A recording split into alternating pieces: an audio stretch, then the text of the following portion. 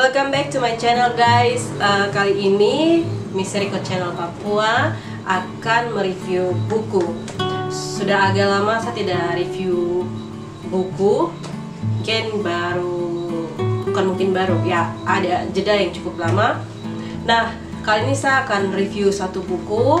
Sebelum kita lanjutkan, saya mau kasih tahu kamu semua untuk tolong like, share, komen, dan subscribe channel ini supaya saya bisa terus semangat untuk terus bikin video, bikin konten-konten menarik, bisa lebih kreatif lagi untuk menyajikan apa saja. Terus kalau kamu juga ada ide atau ada masukan, kamu ingin saya review buku apa, atau misalnya kamu ingin kita bahas tentang apa begitu, kan bisa langsung saja di kolom komentar, bisa langsung chat di situ. Kita mau review buku ini.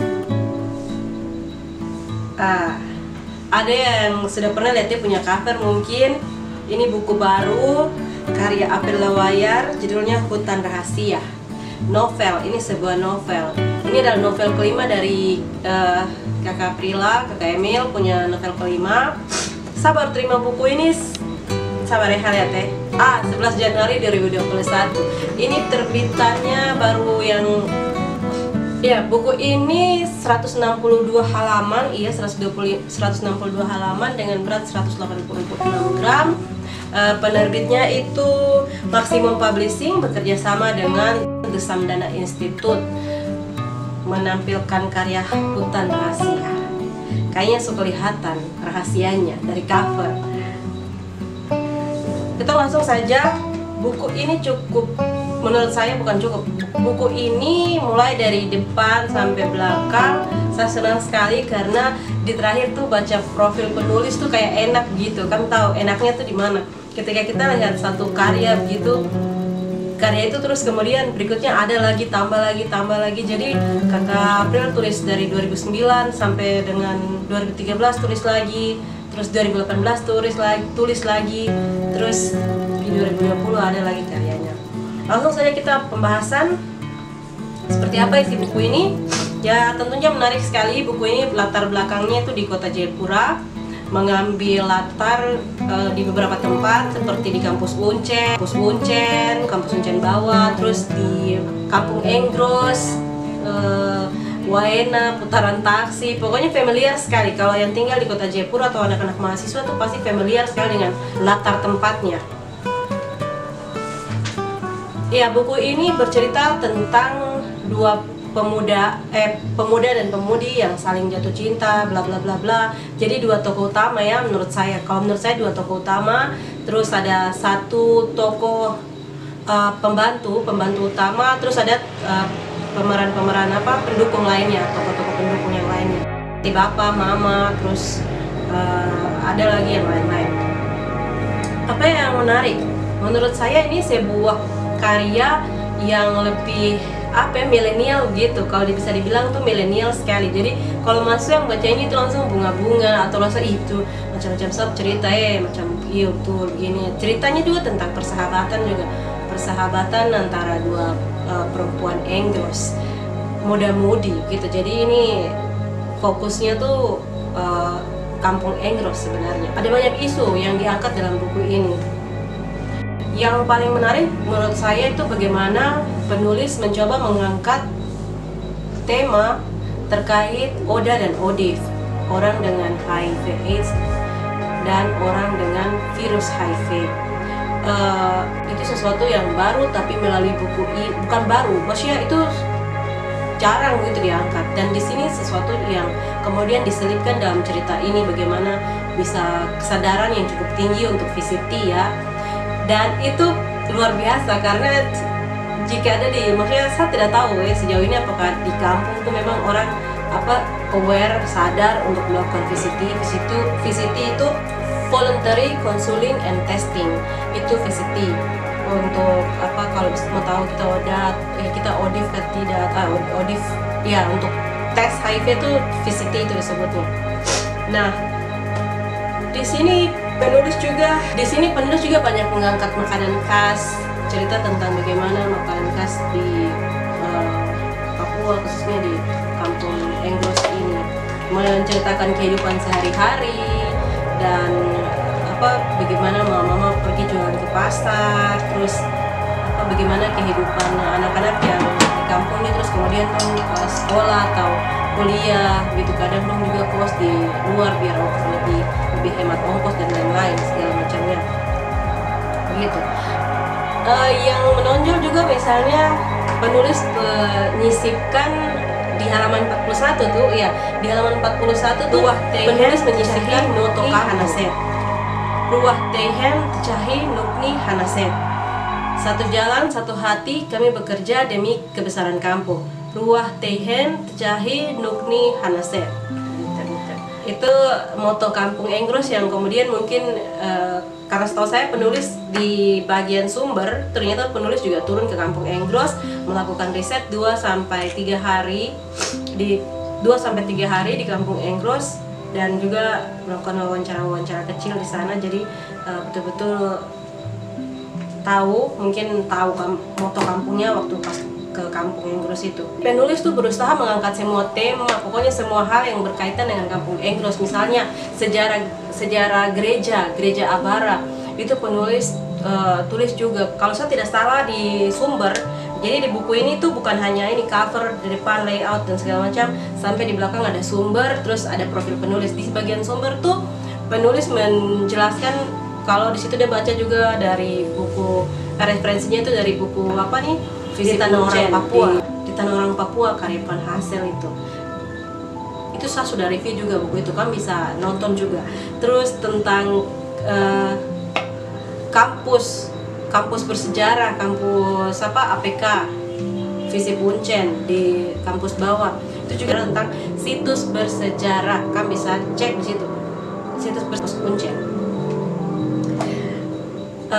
Pokoknya banyak sekali yang menarik menurut saya, cerita-cerita baru, karena tidak banyak referensi, orang juga tidak punya banyak dokumen tentang kota Jayapura, Port Mumbai ya, apalagi kampung-kampung ini tidak banyak juga yang menulis. Ada sejarah di kampung beberapa, setahu saya misalnya Cahaya Pancaran Kasih dari Tanah Tabi itu ada Pak Gabriel Maniagasi juga ada menulis tentang Tanah Tabi, tentang Port Mumbai juga. Cuman mungkin sudah lama sekali dan kita perlu refresh begitu, dan dihadirkan dalam bentuk novel seperti ini menurut saya luar biasa untuk orang bisa lihat potret kehidupan Kampung Enggros di tengah kota yang pembangunannya masif, tapi mereka masih hidup dengan nilai-nilai. Apa yang paling ditekankan dalam buku ini itu adalah kebersamaan, solidaritas perempuan. Kalau kamu baca buku ini sampai tuntas, saya yakin kamu akan lihat dari sudut pandang yang berbeda posisi perempuan dalam adat. Posisi perempuan dalam adat itu sebenarnya seperti apa. Jadi ending dari buku ini sebenarnya dia hanya mau menunjukkan kalau perempuan itu punya posisi yang luar biasa, kebersamaan, solidaritas mereka, jiwa kebersamaan itu luar biasa sekali. Itu yang penting menurut saya dari buku ini, paling penting. Terus kalau kami yang suka suka bikin caption yang narik caption buku atau kutipan, kan bisa dapat banyak kutipan dalam buku ini juga menurut saya. Misalnya saya mencatat itu saya mau baca kutipan dari halaman 76.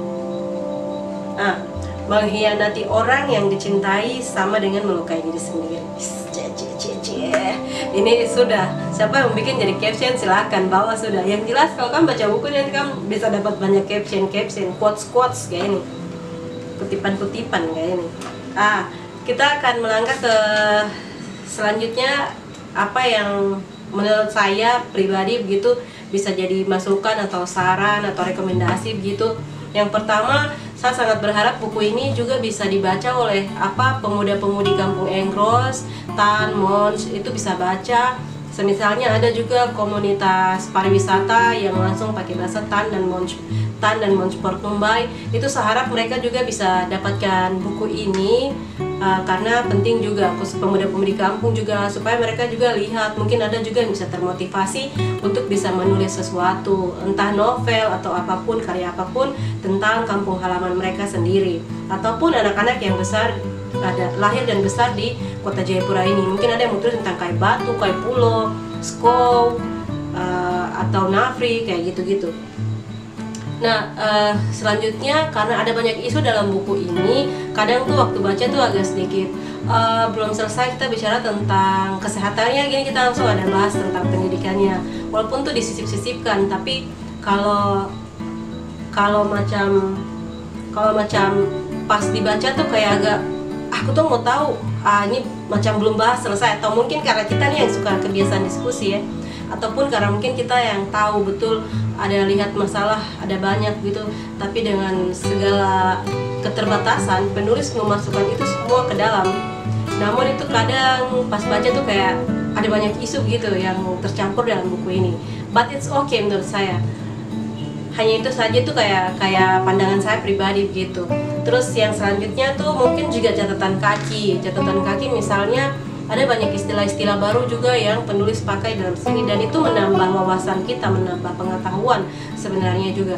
Tapi ketika dia masuk di dalam cerita juga langsung itu kayak langsung kita tadi ceritanya tuh misalnya kita tadi baca tuh kita ingat ceritanya tentang begini, dia jalan, dia pergi ke sini terus begini, terus tiba-tiba dia ada berpikir tentang ini. Jadi misalnya istilah tentang VCT itu dikasih masuk, atau istilah lainnya gitu dikasih masuk, tapi itu menurut saya kalau dia bisa masuk di catatan kaki juga bagus, sehingga tulis saja VCT, baru nanti kalau yang mau tahu VCT itu apa dia bisa lihat di catatan kaki, supaya langsung ketong tetap melancar cerita, pas baca tuh lancar begitu, ceritanya lancar gitu.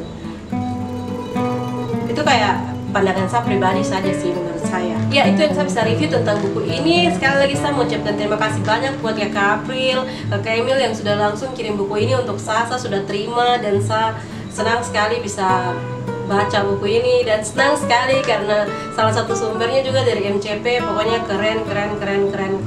Kita tunggu tulisan-tulisan dan novel-novel selanjutnya dari Kakak Aprila, untuk terus bisa bikin tong tambah terinspirasi lagi, mungkin bisa menulis atau apa gitu.